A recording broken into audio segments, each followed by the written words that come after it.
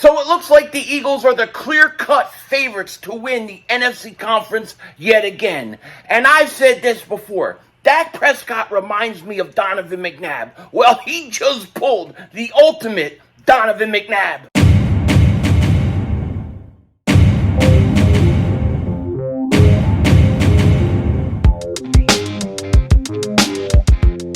Dallas still stinks.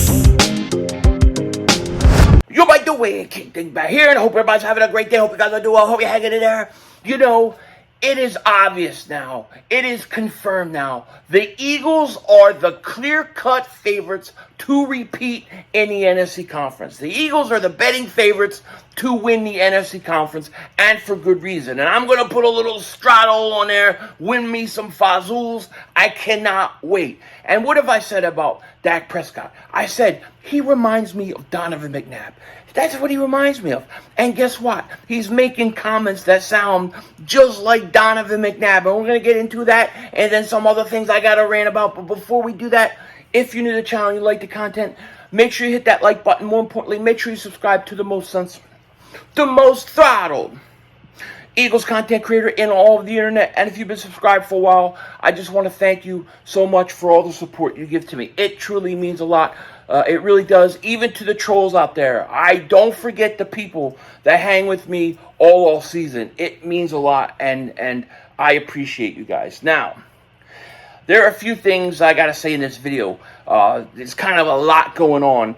Really not a lot going on, but a lot of things that are on my mind I want to talk about. First thing, waiting on the Kelly Green. Every day I wake up, when's the Kelly Green coming? When's the Kelly Green coming? When's the Kelly Green coming? And it's not today. It wasn't yesterday. It wasn't the week before. And meanwhile, you got other teams releasing their throwbacks, their alternate jerseys. And to me, it's just building up the hype even more. I'm dying for these jerseys to come out. Minnesota Vikings, they announced today they're having throwbacks. I look at their jerseys, and I'm like, I don't know what the difference is. You might as well have kept it the same. Who cares about theirs? Last week, the New England Patriots, they came out with their throwback. And I'm going to say this. My second favorite throwback is probably the New England Patriots with the Patriot guy hiking the ball. I don't know why they ever went away from that logo. Great logo. But they're coming out with theirs. And then the Browns today announced that they're going to have a white alternate helmet this year. And to be honest with you, who cares? The Browns have, to me, the most boring uniform in football, really. Them and then probably the Cowboys. It's the most boring uniform. There's nothing on the helmet. So the white helmet with a stripe, big deal. Okay, who cares? But I'm still waiting on the Eagles, and I'm starting to wonder, are the Eagles going to be throwing more than just an alternate jersey at us? We know we got the word mark last year. I don't believe the word mark that the Eagles have is going to match the current logo and current uniform. My prediction has been black helmets last year, Kelly Green alternate jerseys this year, and then next year a revamp of their entire uniforms home and away. We'll see if that happens, but man, the hype is building. I'm just dying over here. I am dying for the Eagles to get going with this stuff, man. Other thing I got to talk about. Now, while a lot of people are sitting there and they're crying about the Madden ratings. Oh, the Madden ratings. I see it all over Twitter. And I look at the ratings and I see the disrespect that they give the Philadelphia Eagles. No doubt about it. But what bothers me more than the people complaining about the ratings is why are we not complaining about the game? The game stinks. The game has stunk for years. All they do is they basically redo the rosters, add a tweak here, a tweak there, call it some big name thing that it's a new advanced technology, the new motion capturing, sci-fi, twisting, evolving, rotational, gravitational new system in Madden. And all it's good for is like a 30-second clip in an ad. That's all it's for. They've done nothing. The gameplay has done nothing. Why are we complaining about the damn ratings when the game stinks? What we need is the NFL to license to another game maker, another software company that will create a game that will force Madden to have to improve. They're giving us recycled crap every year. Now, I would love to play Madden, and you guys get it. I know a lot of you will.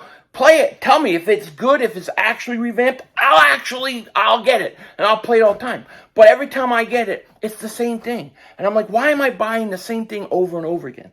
That's what I feel like. It's like going and getting a hamburger, and you buy a hamburger, you get your hamburger, and somebody took a big bite out of it. And then you go back and you give the hamburger back. They say, okay, we'll give you a new one. They rewrap it, and they give you the same thing back. Now there's 2 bites missing.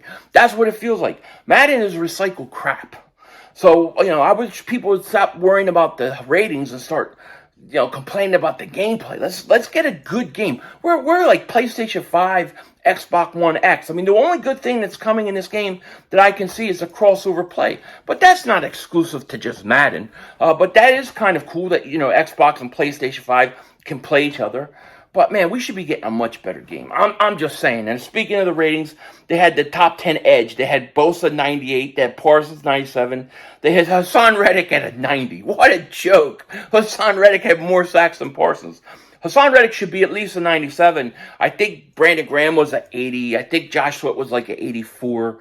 The Eagles totally get disrespected. But I'm curious to see what the offensive linemen are. Because if Lane Johnson isn't a 99 after he shut down Bosa, after he shuts down Micah Parsons all the time, then definitely how bad they hate the Eagles. But to me, ratings, whatever, dude. Come out with a good game.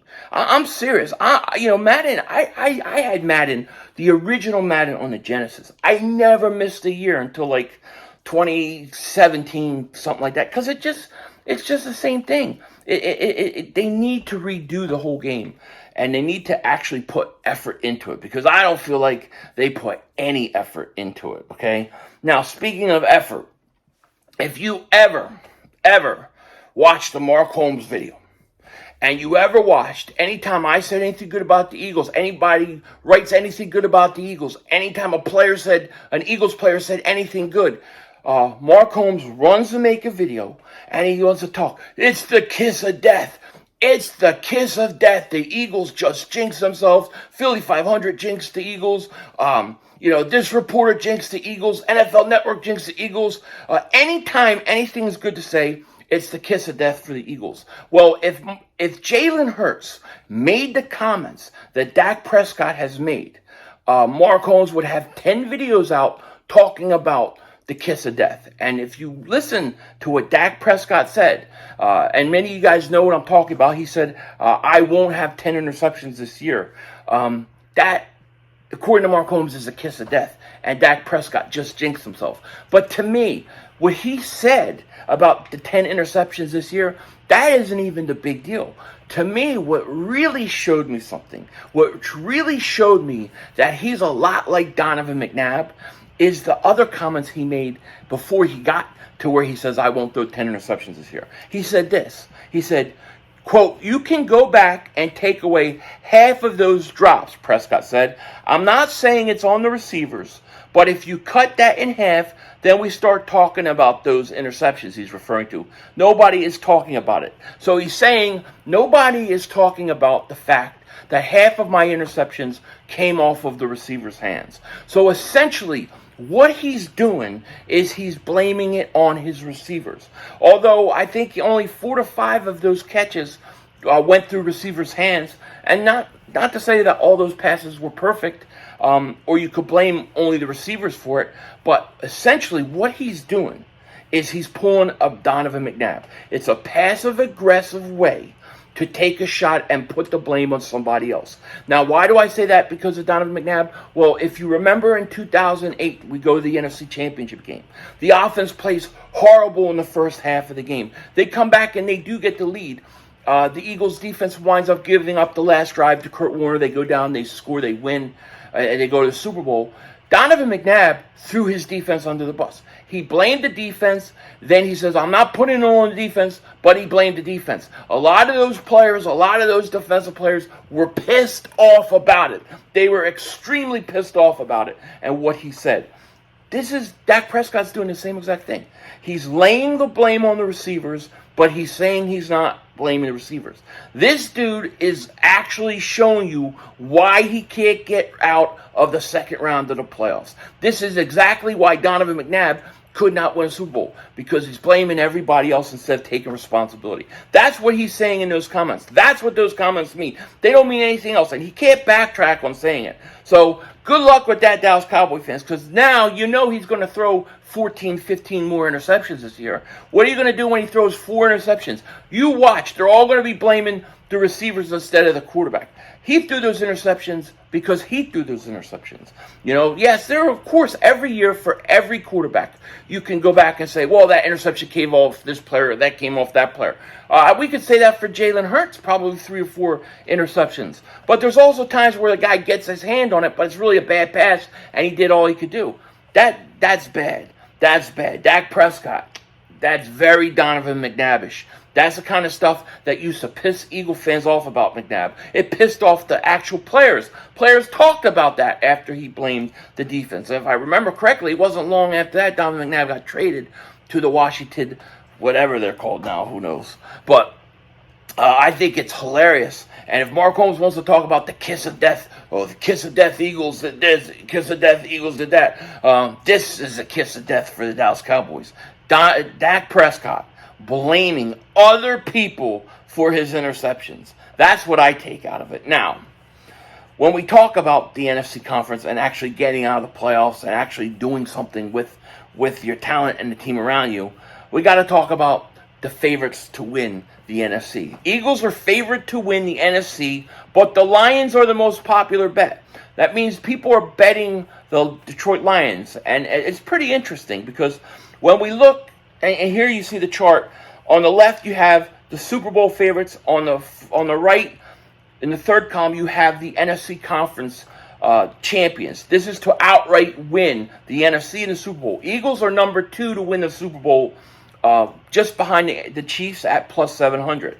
When you look at the NFC, the Eagles are plus 260 to win. Okay, I mean that's a pretty good jump from plus 400, which is the 49ers, who are the second most favorite team. And then the Cowboys plus 650. The Lions are plus 850. They're the 4th ranked team. And they're being most bet on. They were like 12 plus 1200 not too long ago, but people are betting them. And I think it's actually a good bet. Now throw some money on the Lions. What do you have to lose? Now, I don't believe Jared Goff can actually deliver, but I don't think that's a bad bet to throw a few bucks on. But I love the Eagles. Plus 260. I'm going to put some money on that because I think the Eagles are clearly better than the 49ers, who don't have a quarterback. Clearly better than the Dallas Cowboys, who are trying to catch the Eagles. We'll see if they can. They already got their quarterback blaming other people. And then you got the Lions plus 850. I think after the Lions, I think the next team is the Seattle Seahawks. So the Eagles are the clear-cut favorites in the NFC Conference. And I don't think anybody should be surprised at all. Plus 260 is a really good bet. I probably put $100 on that. That's easy money. Just put money on it and then wait. Eagles will beat the 49ers. They will sweep the Dallas Cowboys. That's right, I said it. Take out the brooms. They will sweep the Dallas Cowboys.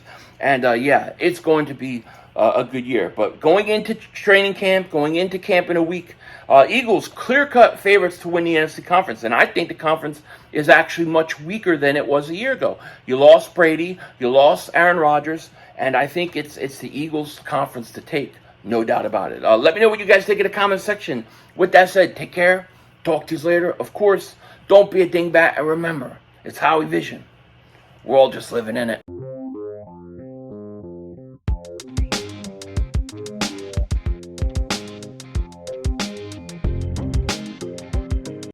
So I see that Saquon Barkley may hold out all of training camp. So he's going to hold out all training camp, report right before the season starts. That means he'll come in week 1. They play the Dallas Cowboys. He's not going to be in shape. He's not going to be able to have a lot of carries. That means the Giants are going to have a slow start, and the Dallas Cowboys are getting a free pass week 1 because their best player isn't going to be ready because the Giants couldn't pay him. That team stinks. I can't stand the New York Giants. Of course, they're going to start the season by giving Dallas a free victory. But it don't matter. The Eagles are still sweeping the Cowboys, and we're still winning that division. Mark Holmes wants to be an Eagle. He knows it. I know it. And he said it. Denzel Washington out. Oh, God. No. I want to be like the Eagles.